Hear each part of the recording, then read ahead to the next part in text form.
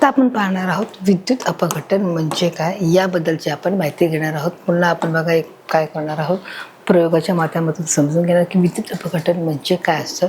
1 gram copper सल्फेटचे म्हणजे CuSO4 म्हणजे काय आहे, कॉपर सल्फेट आहे, जे 50 मिलीलिटर पाण्यामध्ये द्रावणात एका 100 मिलीलिटर धारकाच्या चंचुपात्रामध्ये घेतले आहे. आता हे जे आहे हे काय आहे, एक चंचुपात्र घेतले आहे. आता त्या चंचुपात्रामध्ये काय टाकलेलं आहे बघा, 1 ग्रॅम कॉपर सल्फेट म्हणजेच किती, म्हणजे त्याचं सूत्र काय आहे, CuSO4 आहे.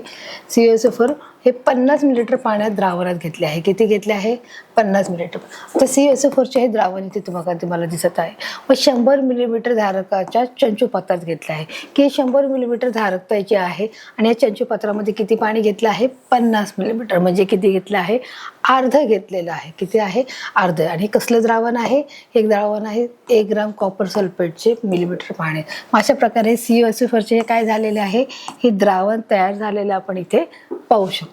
अशा प्रकारे हे द्रावण CuSO4 त्याच्यामध्ये टाकलेलं आहे. आता आपल्याला काय करायचं आहे, तांब्याची एक जाड पट्टी घ्यायची आहे. बघा ही अशी ते तुम्हाला दाखवलेली आहे. व ती धनाग्र म्हणून व कार्बनची काडी ऋणाग्र म्हणून घ्या. एक कशी घ्यायची आहे, एक धनाग्र घ्यायची आहे आणि एक ऋणाग्र घ्यायची आहे. म्हणजेच इथे आहे प्लस आणि मायनस बघा दिली आहे. ही काय घेतली आहे, तांब्याची एक जाड पट्टी घेतली आहे. त्याला एक तांब्याची पट्टी, 2 पट्ट्या घेतल्या आहेत. त्याच्यापैकी एक कोणती आहे, एक धनाग्र आहे आणि एक ऋणाग्र. अशा प्रकारे कार्बनची काडी ऋणाग्र घेतली आहे. परिपथातून काही वेळा वीज वाहून दिली आहे. तर अशा प्रकारे जे परिपथ आहे, या परिपथातून काय केली आहे, वीज वाहून दिलेली आहे. थोडा वेळ वीज वाहू दिल्यावर ऋणाग्राच्या द्रवणात बुडवलेल्या भागावर तांब्याचे पुट चढलेले दिसते. बघा अशा प्रकारे त्यांनी काय सांगितलंय की जर थोडा वेळ जर आपण त्याच्यातून वीज प्रवाह होऊ दिला तर काय होत आहे, ऋणाग्राच्या द्रावणात. आता हे ऋणाग्र कुठे आहे बघा, ही तांब्याची जी पट्टी ती ऋणाग्राची पट्टी आहे. या ऋणाग्राच्या द्रावणात बुडवल्यावर त्याच्या भागावर, बुडालेल्या भागावर, इथे जो बुडालेला जो भाग आहे त्या भागावर तांब्याचे पुट चढलेले दिसते. आता तांब्याचे काय आहे, याच्यामध्ये पुट चढलेले आपल्याला दिसत आहे. अशा प्रकारे या प्रयोगाच्या माध्यमातून आपण बघत आहोत की विद्युत अपघटन म्हणजे काय आहे, की बघा की कारण परिपथातून विजेचा प्रवाह सुरू झाल्यावर Cu2+ हे धन आयन ऋणाग्राकडून बाहेर पडणाऱ्या इलेक्ट्रॉन बरोबर संयोग पावतात. म्हणजे कोणत्या बरोबर, म्हणजे CO आहे की कारण परिपथातून. याचं कारण काय आहे की तांब्याची पुट का चढलेली दिसत आहे, तर याचं कारण आहे कारण परिपथातून जो विजेचा प्रवाह होत आहे, या विजेचा प्रवाह सुरू झाल्यावर Cu2 म्हणजे काय आहे बघा, हे Cu2 आणि Cu2 हे धन आयन, जे Cu2 हे जे प्लस आहे म्हणजे धन आयन आहे, ऋणाग्राकडे बाहेर पडणाऱ्या, ऋणाग्राकडे म्हणजे Cu2 म्हणजे इथे दिलेले आहे, ऋणाग्राकडे बाहेर पडणाऱ्या इलेक्ट्रॉन बरोबर काय केले जातात, संयोग पावतात. म्हणजे याचा अर्थ धनाग्राकडून ते ऋणाग्राकडे परत जातात. त्यालाच आपण काय म्हणत आहोत, इलेक्ट्रॉन बाहेर पडतात आणि त्याच्यामुळे त्यांचा संयोग होत आहे. बघा अशा प्रकारे ते तुम्हाला चित्रामधून स्पष्टपणे समजत असेल. बघा आपण हे समजून घेतलेलं आहे की कशा प्रकारे हे धातूचे अणू तयार होतात व त्याचा थर जमा होतो. आणि अशा प्रकारे धातूचे अणू हे त्याच्यामध्ये तयार होतात आणि त्याच्यावरतीच काय होत आहे, त्याचा थर देखील जमा होण्यास सुरुवात होत आहे. हे क्लिअर झालेलं आहे मुलांनो. बघा अशा प्रकारे हे धातूचे जे अणू आहेत ते अणू तयार होतात व त्यांचा अशा प्रकारे इथे त्याचा थर जमा होतो. द्रावणातील Cu2+ आयन वापरले जाऊनही द्रावणाचा रंग बदलत नाही. आता या द्रावणामध्ये Cu2 आहे म्हणजे Cu2+ आयन आहे, हे आयन आहे ते वापरले जाऊनही त्याच्यामध्ये द्रावणाचा काय बदलत नाहीये, रंग बदलत नाहीये. तर अशा प्रकारे बघा आपण इथे सांगितलं की आपण इथे जे द्रावण घेतलं आहे, द्रावणामध्ये बघा तिथे सांगितलं आहे की कॉपर सल्फेट घेतलेलं आहे. आणि ते मी कॉपर सल्फेट घेऊनही याच्यामध्ये काय केलं आहे की याच्यामध्ये कॉपर सल्फेट घेऊन द्रावणातील Cu2 कॉपर सल्फेट घेऊन आयन वापरले जाऊनही यामध्ये द्रावणाचा जो रंग आहे, जो पाण्याचा जो रंग आहे तो आपल्याला बदलताना इथे दिसत नाही. म्हणजे जो पाण्याचा जो रंग आहे तो तसाच दिसतोय, कारण वीज प्रवाह चालू असताना तांब्याच्या अणूपासून इलेक्ट्रॉन काढून ते तारेमधून पाठवले जातात. आता त्यांनी सांगितले की कारण वीज जो प्रवाह आहे तो चालू असताना तांब्याच्या अणूपासून जे इलेक्ट्रॉन काढून ते तारेतून काय केले जातात, पाठवले जातात. अशा प्रकारे वीज प्रवाहामुळे द्रावणातील द्रव्याचे अपघटन होते व यालाच काय म्हणत आहात, विद्युत अपघटन म्हणत आहात. तुम्हाला परीक्षेला प्रश्न विचारू शकतो की विद्युत अपघटन म्हणजे काय आहे. तर विद्युत अपघटन याची जी सोपी व्याख्या आहे की वीज प्रवाहामुळे द्रावणातील द्रव्याचे अपघटन होते. वीज जेव्हा वाढवली जाते किंवा वीज जेव्हा प्रवाह होतो तेव्हा ती वीज प्रवाहातील द्रावणातील द्रव्याचे जेव्हा अपघटन होते यालाच आपण काय म्हणत आहोत, विद्युत अपघटन असे म्हणत आहोत. तशा प्रकारे बघा यामध्ये 2 क्रिया असतात, ते म्हणजे धनाग्र अभिक्रिया व ऋणाग्र अभिक्रिया. हे आपल्याला माहितच आहे की बाबा विद्युत अपघटनामध्ये काय होतं की त्याच्यामध्ये दोन प्रक्रिया होत असतात की एक धन आहे आणि एक ऋण आहे. म्हणजे त्या दोन क्रिया म्हणजे ते म्हणजे धनाग्र अभिक्रिया आणि ऋणाग्र अभिक्रिया दोन्ही प्रक्रिया जेव्हा होतात तेव्हाच विद्युत अपघटनची प्रक्रिया होत असते. या कृतीमध्ये घडलेले विद्युत अपघटन हे पुढील प्रमाणे आहे. आता पुढील प्रमाणे त्यांनी बघा सूत्राच्या माध्यमातून इथे आपल्याला दाखवलं आहे की ऋणाग्र जी अभिक्रिया आहे ती Ca2 + Aq + 2E - बरोबर CuS आहे. तर धनाग्र जी अभिक्रिया आहे ती कशा प्रकारे होत आहे बघा, CuS Cu2 + Aq + 2E - तर अशा प्रकारे ऋणाग्र अभिक्रिया आणि धनाग्र अभिक्रिया दोन्ही प्रकारातून विद्युत अपघटनाची प्रक्रिया होत असते. आता आपण पाहणार आहोत इथपर्यंत मुलांना क्लिअर आहे विद्युत अपघटन म्हणजे काय. आता इथले विद्युत अपघटनी पदार्थ कोणकोणते आहेत याच्या संबंधाची आपण माहिती घेणार आहोत. जे विद्युत अपघटन पदार्थ कोणते बघा आपण पाहणार आहोत. ज्या पदार्थाचे द्रावणात किंवा द्रवरूप अवस्थेत मोठ्या प्रमाणात विचरण होते म्हणजे त्यांना काय बोलणार आहोत, विद्युत अपघटनी बोलणार आहोत. विद्युत अपघटनी पदार्थ. तुम्हाला हा देखील परीक्षेला प्रश्न विचारू शकतो की विद्युत अपघटनी पदार्थ म्हणजे कोणकोणते आहेत की ज्या पदार्थाचे द्रावणात किंवा द्रवरूप अवस्थेत म्हणजे मोठ्या प्रमाणामध्ये जेव्हा विचरण होते म्हणजे त्याचे सामावून जाते किंवा समाविष्ट होते किंवा ते विरघळून जाते त्यांनाच विद्युत अपघटनी पदार्थ असे म्हटले जात आहे. आता हे जे पदार्थ आहेत मग ते कोणकोणते पदार्थ आहेत ते देखील आपण चित्राच्या माध्यमातून बघा समजून घेणार. म्हणजेच काय, जे तीव्र आम्ल आहेत आणि तीव्र आम्लारी हे कसे आहेत, विद्युत अपघटनी पदार्थ आहेत. म्हणजे यांच्या द्रावणांना उच्च विद्युत वाहकता असते. यांच्या ज्या द्रावणांना काय आहे, उच्च विद्युत वाहकता असते. म्हणजे Mg आहे, Na आहे, K आहे, S आहे. तर अशा प्रकारचे जे आपण जे पदार्थ आहेत ते कोणते पाहिले, जे तीव्र आम्ले आणि तीव्र आम्लारी आहेत हे विद्युत अपघटनी पदार्थ आहेत व याच्या द्रावणाला आपण काय म्हणणार आहोत, उच्च विद्युत वाहकता असे म्हणणार आहोत. हे कोणते द्रावण कशी आहे, द्रावण उच्च विद्युत वाहकता आहे म्हणजे जास्त प्रमाणामध्ये याची विद्युत वाहकता आपल्याला दिसून येत आहे.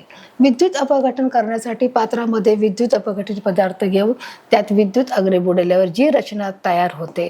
बघा तुम्ही की जे विद्युत अपघटन करण्यासाठी त्या पात्रामध्ये विद्युत अपघटनी पदार्थ घ्यावे लागतात आणि ते पदार्थ तयार करून त्याच्यात विद्युत अग्नी बुडवल्यावर जी रचना जी तयार होते तिलाच विद्युत अपघटनी घट असे देखील म्हणतात. आता बघा, विद्युत अपघटन करण्यासाठी पात्रामध्ये विद्युत अपघटनी पदार्थ घेऊन त्यामध्ये विद्युत अग्नी बुडवल्यावर जी रचना जी तयार होते त्याला आपण काय म्हणत आहोत बघा, विद्युत अपघटनी पदार्थ असे म्हणत आहोत. तिला विद्युत अपघटनी घट असे म्हणणार आहोत. काय म्हणणार आहोत, विद्युत अपघटनी घट असे आपण म्हणणार आहोत. इथपर्यंत क्लिअर आहे. चला आता आपण पुढे जाऊया. आता आपण बघा पाहणार आहोत पाण्याचे विद्युत अपघटन. आता पाण्याचे विद्युत अपघटन हे कशा प्रकारे होत आहे हे देखील आपण बघण्याचा प्रयत्न करूया. बघा आपण इथे पाहणार आहोत पाण्याचे विद्युत अपघटन आहे. बघा इथे मला चित्राच्या माध्यमातून दिलेलं आहे. शुद्ध पाण्यात विद्युत प्रवाह वाहत नाही. जेव्हा पाणी शुद्ध प्रमाणामध्ये असतं त्यावेळेस काय होत आहे, त्याच्यातून विद्युत प्रवाह अजिबात वाहत नाही. म्हणजे शुद्ध पाणी हे कसे आहे, विजेचे दुर्वाहक आहे. शुद्ध पाणी काय आहे, हे शुद्ध पाणी हे विजेचे दुर्वाहक आहे. शुद्ध पाण्यातून विद्युत प्रवाह वाहायला जात नाही आहे. आणि अशा प्रकारे बघा इथे पाण्याची इथे संरचना दिली आहे की अशा प्रकारे विद्युत अपघटन होत आहे. मात्र पाण्यात थोड्या प्रमाणात क्षार किंवा तीव्र आम्ल व आम्लारी मिसळले असतात. त्याच्या विचरणाने पाण्याचे विद्युत वाहकता वाढते. मात्र त्याच्यामध्ये काय टाकलं तर त्याच्यामध्ये बघा पाण्यात थोड्या प्रमाणामध्ये क्षार किंवा तीव्र आम्ल किंवा आम्लारी जर मिसळले किंवा आपण त्याच्यामध्ये टाकले तर त्याच्या विचरणाने काय होत आहे, पाण्याची विद्युत वाहकता ही आपोआपच वाढायला सुरुवात होते. जसं आपण पाहिलं की जे शुद्ध पाणी आहे ते शुद्ध पाणी काय होत आहे, ते विजेचे दुर्वाहक आहे आणि त्यामुळे त्या विजेचे दुर्वाहक असल्यामुळे त्याच्यातून कोणत्याही प्रकारचा विद्युत प्रवाह वाहिला जात नाही. आणि हे पाण्यामध्ये जर थोडेसे आपण क्षार किंवा आम्ल व आम्लारी मिसळले तर त्याच्या विचरणाने पाण्याची विद्युत प्रवाहता ही वाहकता ही वाढत जाते व पाण्याचे विद्युत अपघटन होते आणि त्यामुळे पाण्याचे काय होत आहे, विद्युत अपघटन होत आहे. पाण्याचे विद्युत अपघटन असे करता येईल. 500 मिलीमीटर शुद्ध पाण्यात 2 ग्रॅम मीठ विरघळून घ्या व त्यातील 250 मिलीमीटर द्रावण घ्या. आता बघा त्यांनी एक प्रमाण दिलेलं आहे किंवा एक प्रकारे त्यांनी प्रयोग दिलेला आहे की तुम्हाला करून बघायचं आहे. काय काय बघायचं आहे की पाण्याचे विद्युत अपघटन असे करता येईल. आपण अशा प्रकारे आपण प्रयोगाने आपण सिद्ध करू शकतो की 500 मिलीमीटर शुद्ध पाण्यामध्ये 500 मिलीमीटर म्हणजे आपण म्हणतो ना अर्धा लिटर पाण्यामध्ये 2 ग्रॅम मीठ विरघळायचं आहे. किती ग्रॅम, फक्त किंचित 2 ग्रॅम मीठ विरघळून त्यातील 250 मिलीलीटर द्रावण घ्या व त्यातील काय घ्यायचं आहे, 250 मिलीलीटर म्हणजे किती आहे, पाव लिटर घ्यायचं आहे. पॉवर सप्लायच्या धन व ऋण टोकांना अग्र तयार करा. मग अशा प्रकारे धन आणि ऋण जे आहेत बघा इथे दाखवल्याप्रमाणे विद्युत अपघटन आहे. व पॉवर सप्लायच्या जे सप्लाय आहे त्या पॉवर सप्लायच्या धन व ऋण टोकांना अशा प्रकारे तारा जॉईंट करायचे आहेत. काय दिसत आहे तर अशा प्रकारे ह्या तारा जॉईंट करायचे आहे. व रोधक आवरण काढून टाकून 2 विद्युत अग्र तयार करा. आणि त्याच्यात जे रोधक आवरण आहे ते आपल्याला काढून टाकायचं आहे आणि त्याच्यामध्ये 2 विद्युत अग्रही अशा प्रकारे ही तयार करायची आहे. 2 परीक्षा नळी मिठाच्या द्रावणाने काठोकाठ भरून हवा शिरू न देता विद्युत अग्रावर पालथा घाला व वीज प्रवाह सुरू करा. आता त्यांनी काय सांगितले की 2 परीक्षा नळ्या घ्या. या काय आहेत 2 परीक्षा नळ्या आहेत त्या मिठाच्या द्रावणाने काठोकाठ भरा. मिठाचं जे द्रावण आहे की त्याच्यामध्ये मीठ टाकायचं आहे, पाणी टाकायचं आहे आणि मिठाच्या द्रावणाने ते काय करायचं आहे आपल्याला काठोकाठ भरायचे आहे त्यांनी सांगितलेलं आहे. व हवा शिरू न देता म्हणजे त्याला आपण हवा शिरू द्यायची नाही म्हणजे ते बंद करायचं आहे. व विद्युत अग्रावर पालथ्या घाला आणि त्याच्यावर त्या उंबड्या घालायच्या आहेत, पालथ्या घालायच्या आहेत आणि मग अशा प्रकारे वीज प्रवाह सुरू करत आहेत. बघा वीज प्रवाह सुरू होत आहे. वरील कृतीमध्ये असे आढळते की ऋणाग्रापाशी तयार होणाऱ्या वायूचे आकारमान आहे ते धनाग्रापाशी तयार होणाऱ्या वायूच्या दुप्पट आहे. बघा आता त्यांनी काय सांगितलं की वरील कृतीमध्ये आपल्याला काय आढळून येत आहे की ऋणाग्रापाशी जे तयार होणारे वायूचे जे आकारमान आहे जे ऋणाग्र जे वायू आहे जे ऋणाग्र वायूचे जे आकारमान आहे ते धनाग्रापाशी तयार होणाऱ्या वायूच्या किती आहे दुप्पट आहे. म्हणजे त्याचा अर्थ ऋणाग्र वायूचे जे आकारमान आहे ते काय धनाग्रापेक्षा काय होत आहे दुप्पट होत आहे. धनाग्रापाशी तयार होणाऱ्या वायूपेक्षा ते कशा प्रकारे दुप्पट आहे. म्हणजे धनाग्राचे वायू जे कसे आकारमाने लहान आहे तर ऋणाग्राचे वायू आहे ते दुप्पट आहे. तर अशा प्रकारे बघा हे वायू आपण काय केलेले आहे धनाग्र जे वायू आहेत ते धनाग्रचे वायू आहेत ते आकारमानाने छोटे आहेत तर ऋणाग्राचे वायू धनाग्रापाशी तयार होतात आणि ते ऋणाग्राचे वायू कसे आहेत आकारमानाने दुप्पट इथे आपल्याला दिसत आहे. तर अशा प्रकारे बघा ऋणाग्रापाशी हायड्रोजनचा वायू तयार होतो व धनाग्रापाशी ऑक्सिजन वायू तयार होतो. बघा त्यांनी सांगितले ऋणाग्रापाशी कोणता वायू तयार होतोय हायड्रोजन वायू तयार होतोय तर धनाग्रापाशी ऑक्सिजन वायू तयार होतो. तुम्हाला परीक्षेला प्रश्न विचारू शकतो किंवा गाळलेली जागा देखील लिहू शकते की जर ऋणाग्रापाशी कोणता वायू तयार होत आहे तर हायड्रोजन वायू तयार होत आहे. त्याचप्रमाणे धनाग्रापाशी कोणता वायू तयार होत आहे तर ऑक्सिजन हा वायू तयार होत आहे. म्हणजेच काय बघा इथे अशा प्रकारे वायू त्यांनी तयार होत आहेत. यावरून स्पष्ट होतं की पाण्याचे विद्युत अपघटन होऊन त्यांच्यातील घटक मूलद्रव्ये काय होतात मुक्त होतात. पाण्यामध्ये काय होतं याच्यावरून काय समजून येते की पाण्याचे विद्युत अपघटन होते आणि त्याच्यातील जे घटक मूलद्रव्ये आहेत ती मुक्त होतात किंवा ते फ्री होतात आपल्याला दिसत आहे. संबंधित विद्युत अभिक्रिया ही पुढील प्रमाणे. आता संबंधित विद्युत अभिक्रिया कोणत्या प्रकारे ऋणाग्र अभिक्रिया कशी होत आहे 2H2O + 2E आणि H2 + 20H-. तर अशा प्रकारे ही ऋणाग्र अभिक्रिया आहे त्याचं जे समीकरण आहे आणि जे धनाग्र जे अभिक्रिया आहे 2H2O म्हणजेच O2 + 4H Aq + 4E अशा प्रकारे हे 2 अभिक्रिया इथे आपल्याला समजलेल्या आहेत. तशा प्रकारे संबंधित विद्युत अग्र आणि अभिक्रिया कशा प्रकारे विद्युत अभिक्रिया होत आहेत हे समीकरणाच्या माध्यमातून तुम्हाला इथे दर्शवलेले आहे. इथपर्यंत क्लिअर आहे मुलांनो. चला आता आपण पुढे जाऊया. तर अशा प्रकारे आपण सारांशाच्या माध्यमातून आपण पाहणार की आज आपण कोणते घटक शिकले आहेत कोणत्या घटकांचा अभ्यास केला आहे ते देखील आपण संबंधित पाहणार आहोत.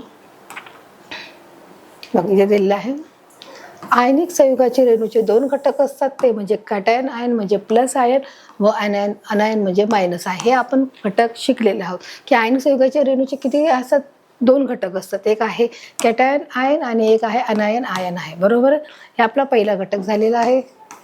दुसरा आहे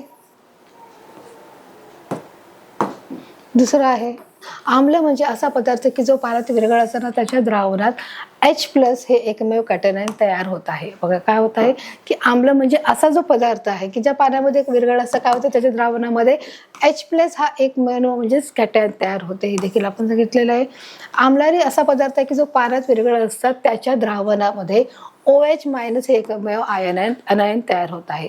हे देखील आपलं घटक झालेलं आहे. आपण आम्लामध्ये पाहिलं आम्लामध्ये कोणता वायू तयार होत आहे बघा इथे दिलं आहे द्रावणामध्ये H+ हे कॅटायन तयार होत आहे तर आम्लारीमध्ये OH- हे एकमेव अनायन तयार होत आहे. हे देखील आपलं झालेलं आहे. आपला चौथा घटक आहे आम्लाची आम्लधर्मिता. याच्या एका रेणूपासून विचारल्याने H+ आयन मिळू शकतात ती संख्या होय तर आम्लाची आम्लधर्मी एका रेणूपासून विचारणारे OH- आयन मिळतात ती संख्या होय. तर अशा प्रकारे आम्लाची आम्लधर्मिता किती आहे बघा इथे H+ आहे तर त्याचप्रमाणे बघा तर आम्लारीची आम्लधर्मिता एका रेणूपासून विचारणारे जितकी म्हणजे OH- हे आयन मिळतात ती संख्या होय. हे आपल्या इथपर्यंत क्लिअर झालेलं आहे. द्रावणाची सहती व्यक्त करण्यासाठी द्रावाच्या ग्राममधील वस्तुमान किंवा द्रावणाची रेणुता ही एकके वापरली जातात.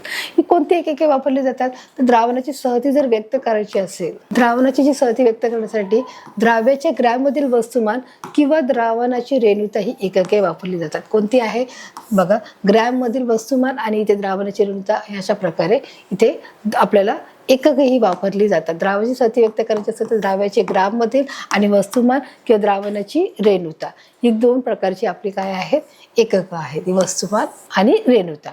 नेक्स्ट आहे H+ आयनाच्या सहतीचे सोयीस्कर माप म्हणजे सामूमापन श्रेणी आहे. हे देखील आपण घटक पाहिलेले आहेत की जे H+ म्हणजे आयनाची जी सहतीचं सोयीस्कर माप जर आपल्याला काढायचं ठरलं तर आपण कोणाच्या पद्धतीने सामूमापन श्रेणी पद्धतीने काढू. जी सामूमापन श्रेणी आहे ती मापन श्रेणी 0 ते 14 सामू अशी आहे. किती आहे? 0 ते 14. व आम्लाच्या सामूहा 7 पेक्षा जर कमी असेल तर आम्लाची सामू ही 7 पेक्षाही जास्त असते, हे ठरलेलं आहे. जसं आपण पाहिलं मुलांना पाठामध्ये की मापन श्रेणी ही 0 ते 14 आहे अशी मापन श्रेणी, आणि जो मध्यबिंदू आहे तो किती आहे? मध्यगा जो आहे तो 7 आहे. व आम्लाचा सामूहा 7 पेक्षा जर कमी असेल तर आम्लाची सामूहा 7 पेक्षा जास्त असतो, हे देखील झालं आहे. आम्ल प्लस आम्लारी प्लस पाणी या क्रियेस उदासीनीकरण अभिक्रिया असे म्हणतात. उदासीनीकरण अभिक्रिया कोणत्या प्रकारात असते? आम्ल प्लस आम्लारी क्षार प्लस पाणी या क्रियेस काय म्हणणार आहोत? उदासीनीकरण अभिक्रिया अशा प्रकारे आपण त्याला म्हणणार आहोत. धातू बरोबर आम्लाची अभिक्रिया होऊन क्षार पाणी तयार होते. हे देखील आपला घटक झालेला आहे की धातू बरोबर आम्लाची अभिक्रिया होऊन काय होत आहे? क्षार आणि पाणी तयार होत आहे. विद्युत अपघटनामध्ये 2 क्रिया असतात, ते म्हणजे ऋणाग्र अभिक्रिया आणि धनाग्र अभिक्रिया. हे देखील आपलं झालं. विद्युत अपघटनामध्ये कोणती प्रकार असतात? 2 क्रिया असतात. एक धन आहे ऋणाग्र अभिक्रिया आणि दुसरं आहे धनाग्र अभिक्रिया. आपला तिसरा घटक आहे शुद्ध पाणी. हे विजेचे काय आहे? दुर्वाहक आहे.